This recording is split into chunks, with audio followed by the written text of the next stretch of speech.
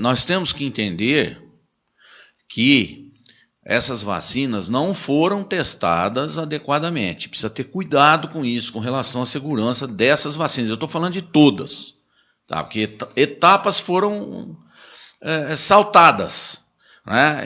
Você não pode disponibilizar a vacina sem o devido cuidado. Eu penso dessa maneira. Porque você não vai aplicar a vacina num tipo só de pessoa. Tá? Você tem que pensar nas crianças, você tem que pensar nos idosos saudáveis, nos idosos com comorbidades. Então, é uma série de coisas, são testes... Na grávida e assim vai. Exatamente. E, então, precisa tomar cuidado. Precisa tomar cuidado porque nós estamos falando na segurança, nós estamos falando de vidas humanas.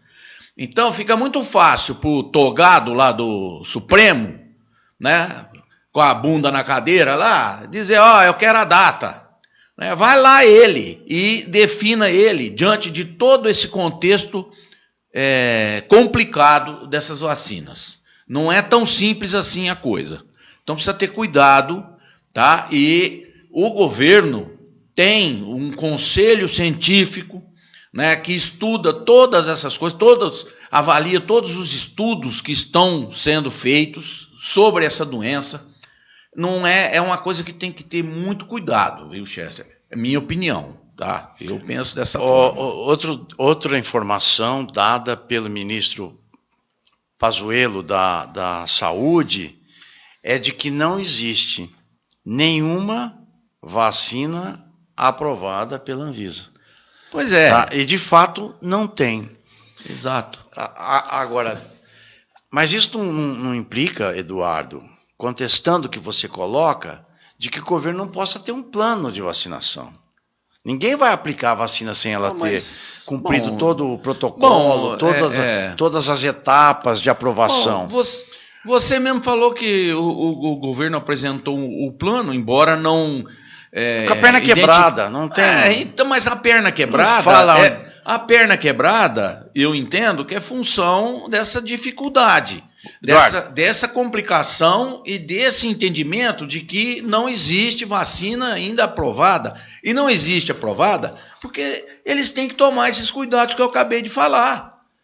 O que você vai determinar uma data, vai começar dia 1º de janeiro, por exemplo.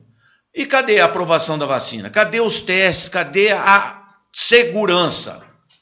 Quem é que tem segurança para fazer uma afirmação dessa? Ninguém. O plano consiste, entre outras coisas, em aprovação de verba pelo Congresso Nacional. Já tem verba aprovada. Certo. Já tem. Não tem porque não sabe o preço da vacina. Tem mas alguma já tem coisa. 1,9, isso é notícia, tem 1,9 bilhão aí de reais aprovado para compra. Tem. Já foi aprovado. O tem governo, 300 milhões de doses compradas. A vacina custa R$20, vou arredondar aqui. Tem de 100, tem de todo o preço no mercado, tá certo? Sim. E o Brasil tem 210 milhões de habitantes. São 2 doses. Sim. São 500 milhões de doses. Então o governo vai gastar, como você colocou aí, uma fortuna. Vai gastar 40 bilhões de reais.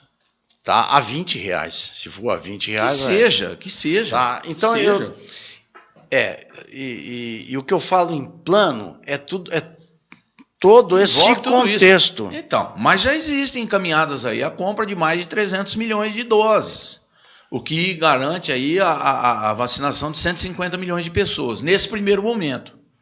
Vamos com calma, não pode atropelar as coisas. O que eu estou colocando, insisto em dizer, o Brasil tem que acompanhar esse processo, Eduardo. Tem, acompanha. Porque agora, como foi colocado ontem à noite pelo presidente da Pfizer, o Brasil tem que entrar na fila. Da Pfizer, não da de Oxford. Não da de Oxford e o pronunciamento do Coronavac. E o pronunciamento do ministro ignora a Coronavac por uma questão política. Não, você está enganado. A Coronavac... já foi entregue o protocolo na Anvisa para avaliação dessa vacina.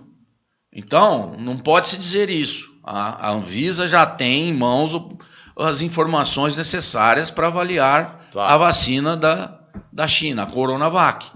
Tá, mas a gente percebe, não é possível que você não percebe isso, que o governo não quer comprar e não quer aplicar a vacina do Instituto Butantan.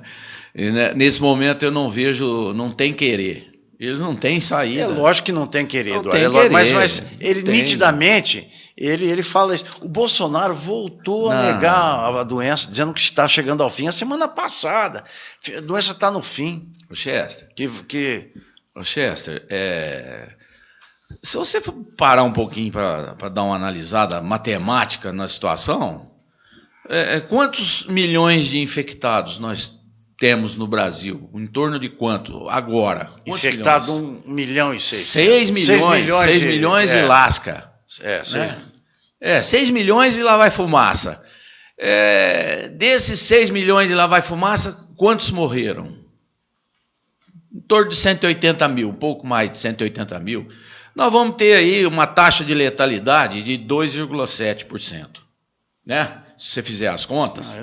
Eu acho que eu acho que morreu 1.600.000, né? Não.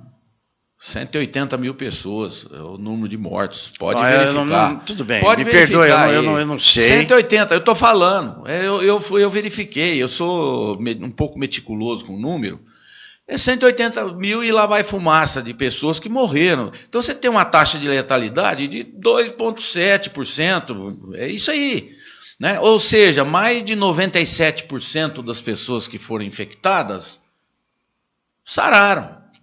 Né? E veja bem, esses 6 milhões aí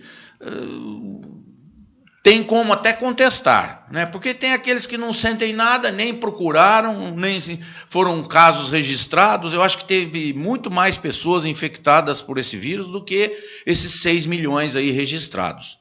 Quer dizer, a taxa de letalidade não é tão grande assim, né?